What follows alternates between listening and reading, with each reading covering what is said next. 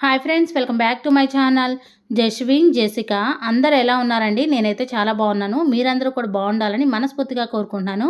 మరో మంచి వీడియోతో మీ ముందుకైతే వచ్చేసానండి. మనం దేవి శరన్నవరాత్రుల్లో దుర్గాదేవికి అయితే పూజ చేస్తూ ఉంటాం. అయితే శ్రావణ మాసంలో ఒక్క రోజైనా సరే దుర్గాదేవికి పూజ చేస్తే చాలా మంచిదండి. మనకైతే 3 శుక్రవారాలు కంప్లీట్ అయ్యాయి కదండి. 4వ శుక్రవారం రోజున దుర్గాదేవికి పూజ చేస్తే చాలా మంచిది.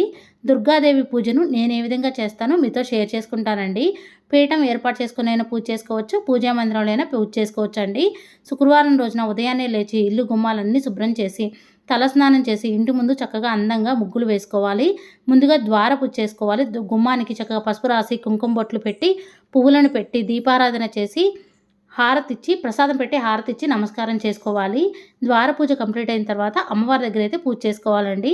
పీఠం ఏర్పాటు చేసుకోవాలి అనుకుంటే మాత్రం ఎక్కడైతే పీఠం ఏర్పాటు చేసుకోవాలనుకున్నారో ఆ ప్లేస్ని శుభ్రంగా తడి క్లాత్తో తుడిచి బియ్యం పిండితో అష్టతల పద్మ ముగ్గు వేసి ఒక పీటను తీసుకొని శుభ్రంగా కడిగి పసుపు రాసి కుంకుమ బొట్లు పెట్టి ఆ ముగ్గు మీద వేసి ఆ పీట మీద ఎర్రని జాకెట్ ముక్కను వేసి 3 గుప్పిళ్ళు కానీ 5 గుప్పిళ్ళు కానీ బియ్యం పోసి ఆ బియ్యం మీద పసుపు కుంకుమ గంధం వేసి అమ్మవారి ఫోటోనైతే నిలుపుకోవాలి. నా దగ్గర అయితే దుర్గాదేవి ఫోటో ఉందండి. మీ దగ్గర ఒకవేళ దుర్గాదేవి ఫోటో లేకపోతే లక్ష్మీదేవి అమ్మవారి ఫోటో అయినా పెట్టుకోవచ్చు, లలితాదేవి అమ్మవారి ఫోటో అయినా పెట్టుకోవచ్చు. అమ్మవారి స్వరూపమే కాబట్టి మీ దగ్గర ఉన్న లక్ష్మీదేవి అమ్మవారి ఫోటో అయినా పెట్టుకోవచ్చు. ముందుగా అమ్మవారికి గంధం కుంకుమ బొట్లు పెట్టి పువ్వులను సమర్పించాలి. అమ్మవారికి పువ్వుల మాల వేస్తే చాలా మంచిది. కనకదుర్గమ్మ అమ్మవారికి గాజుల మాల వేస్తే చాలా మంచిదండి. అమ్మవారికి ఎరుపు రంగు అంటే ఎంతో ప్రీతికరం. అమ్మవారికి ఎరుపు రంగు పువ్వులతో గులాబీ పూలతో పూజ చేస్తే చాలా మంచిది. అమ్మవారికి అటు ఇటు గజములు పెట్టుకున్నాను. అమ్మవారి దగ్గర నిండుగా పసుపు కుంకుమలు, ఒక బౌల్లో పసుపు ఇంకొక బౌల్లో కుంకుమ పెట్టుకుంటే చాలా మంచిది. అమ్మవారి దగ్గర పసుపు కుంకుమలు నిండుగా పెట్టుకోవడం వల్ల మనం నిండు నూరేళ్ళు కూడా సౌభాగ్యంతో ఉంటాం. గజములకు కూడా గంధ కుంకుమ బొట్లు పెట్టి పువ్వులను సమర్పించాలి. తర్వాత పూజలో ఒక రాగి గ్లాస్ తీసుకుని రాగి గ్లాస్ నిండా వాటర్ పోసి ఆ గ్లాసులో పసుపు కుంకుమ పువ్వులు వేసి గ్లాస్కి గంధ కుంకుమ బొట్లు పెట్టుకోవాలి. పూజలో కామాక్షి దీపం పెట్టుకుంటే చాలా మంచిది. కామాక్షి దీపం అంటే కోరికలు నెరవేర్చే దీపం. కామాక్షి దీపాన్ని వెలిగించేటప్పుడు ఏకహారతితో కానీ అగరవత్తితో కానీ వెలిగించుకోవాలి. కామాక్షి దీపానికి కూడా గంధ కుంకుమ బొట్లు పెట్టుకోవాలి. ముందుగా మనం ఏ పూజ చేసినా విఘ్నాలు కలగకుండా ఉండడానికి గణపతి పూజ చేసుకుంటాం కాబట్టి వినాయక స్వామి విగ్రహం కానీ పసుపు గణపతినైనా పెట్టుకోవచ్చు. ఒక ప్లేట్లో కానీ తమలపాకు మీదైనా పసుపు గణపతిని పెట్టుకోవచ్చు. నేనైతే ఒక చిన్న పీటను పెట్టుకొని వినాయక స్వామి విగ్రహం పెట్టుకున్నాను. ముందుగా స్వామివారికి గంధం కుంకుమ బొట్లు పెట్టాను. ఓం గం గణపతి మహా అనుకుంటూ ఎరుపు రంగు అక్షంతలతో ఎరుపు రంగు పువ్వులతో అయితే స్వామివారిని పూజిస్తున్నాను. పసుపు రంగు అక్షంతలు ఎరుపు రంగు అక్షంతలతో పూజ చేస్తే చాలా మంచిది. స్వామివారికి వస్త్రం కూడా సమర్పిస్తున్నాను. వినాయక స్వామి అష్టోత్తరం చదువుకుంటూ లేదా ఫోన్లో వినుకుంటూ స్వామివారికి పసుపు కుంకుమ గంధం అక్షంతలు పువ్వులు అన్నీ సమర్పించాలి. ప్రసాదం బెల్లం ముక్క కానీ పండు కానీ పటిక బెల్లం కానీ పెట్టి 2 అగరవత్తులను వెలిగించి ధూపం చూపించి హారతిచ్చి నమస్కారం చేసుకోవాలి. దీపం వెలిగించేటప్పుడు ఎప్పుడైనా సరే ఏకహారతితో కానీ అగరవత్తితో కానీ వెలిగించుకోవాలి. దీపం సాక్షాత్తు పరబ్రహ్మ స్వరూపం కాబట్టి దీపం దగ్గర 2 అక్షంతలు పువ్వులు పెట్టి నమస్కారం చేసుకోవాలి. కామాక్షి దీపాన్ని వెలిగించేటప్పుడు శ్రీమాత్రే నమః అనుకుంటూ కామాక్షి దీపాన్ని వెలిగించుకోవాలి. ఏకహారతితో కానీ అగరవత్తితో కానీ వెలిగించుకోవాలి. కామాక్షి దీపాన్ని వెలిగించేటప్పుడు శ్రీమాత్రే నమః అనే మంత్రాన్ని జపించుకుంటూ ఏకహారతితో కానీ అగరవత్తితో కానీ వెలిగించుకోవాలి. కామాక్షి దీపం దగ్గర 2 అక్షంతలు పువ్వులు పెట్టి నమస్కారం చేసుకోవాలి. కామాక్షి దీపం అంటే కోరికలు నెరవేర్చే దీపం. కామాక్షి దీపాన్ని వెలిగించిన తర్వాత కామాక్షి దేవి అమ్మవారికి నమస్కరించుకుంటూ మన మనసులో కోరిక చెప్పుకుంటే ఆ కోరిక తప్పకుండా నెరవేరుతుంది. మనం అమ్మవారికి పూజ చేసుకునేటప్పుడు చేతి నిండా ఎరుపు రంగు గాజులు ధరించి నుదుటిన బొట్టు పెట్టుకొని గంధం రాసుకొని కాళ్ళకి పసుపు రాసుకొని చక్కగా చీర కట్టుకొని అమ్మవారికి పూజ చేసుకుంటే చాలా మంచిది. అమ్మవారి పూజలో ఎరుపు రంగు చీర కానీ ఎరుపు రంగు జాకెట్ ముక్క కానీ ఎరుపు రంగు గాజులు కానీ పెట్టుకుంటే చాలా మంచిది.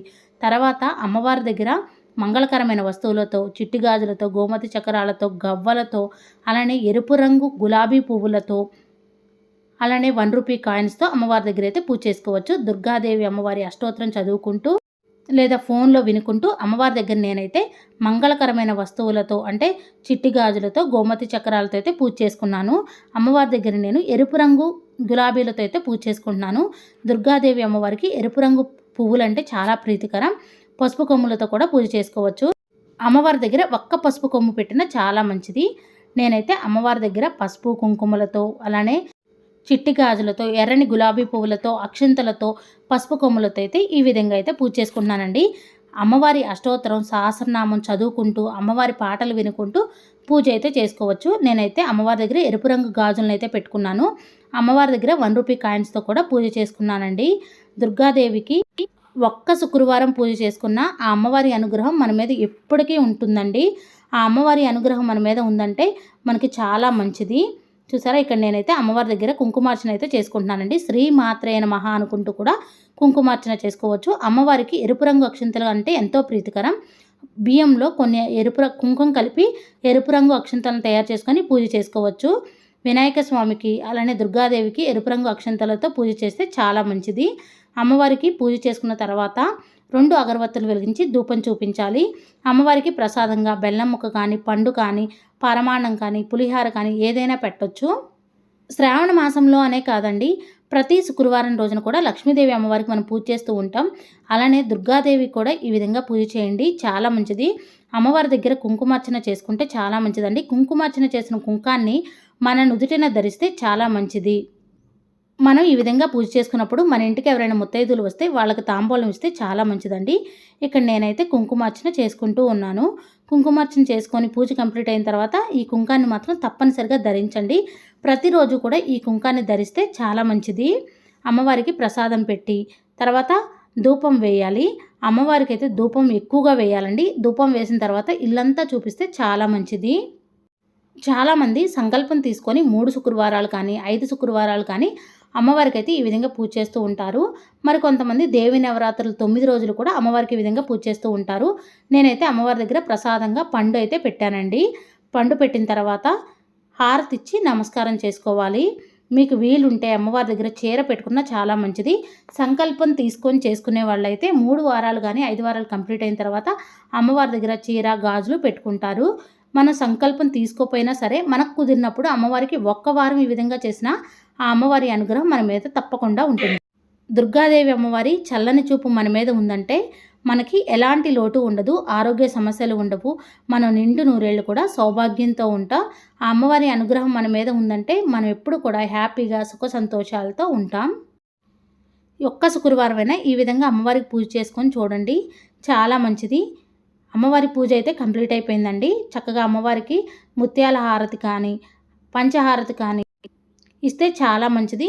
అమ్మవారి దగ్గర వీలైతే నిమ్మకాయలు కూడా పెట్టుకోండి, చాలా మంచిదండి. అమ్మవారి దగ్గర పెట్టుకున్న నిమ్మకాయలని గుమ్మానికి కట్టుకుంటే చాలా మంచి జరుగుతుంది. పూజ కంప్లీట్ అయిన తర్వాత మాత్రం మంగళసూత్రాలకి కుంకుమ ధరించండి, చాలా మంచి జరుగుతుంది. నేనైతే దుర్గాదేవి అమ్మవారి పూజనైతే ఈ విధంగా చేసుకుంటానండి. శ్రావణ మాసం అన్ని రోజులు కూడా మంచి రోజులేనండి. శ్రావణ మాసంలో అలానే దేవి నవరాత్రుల టైంలో అమ్మవారికి ఈ విధంగా పూజ చేసుకుంటే చాలా మంచిది. లేదంటే నార్మల్గా శుక్రవారం టైంలో అయినా అమ్మవారికి ఈ విధంగా పూజ చేసుకోవచ్చు. నేను చేసుకున్న పూజ, నేను పెట్టిన వీడియో మీకు నచ్చినట్టయితే లైక్ చేయండి, షేర్ చేయండి, కామెంట్ చేయండి ఫ్రెండ్స్. కొత్తవారు ఎవరైనా మన ఛానల్ చూస్తున్నట్టయితే సబ్స్క్రైబ్ చేసుకోండి. Thank you for watching. Bye అండి.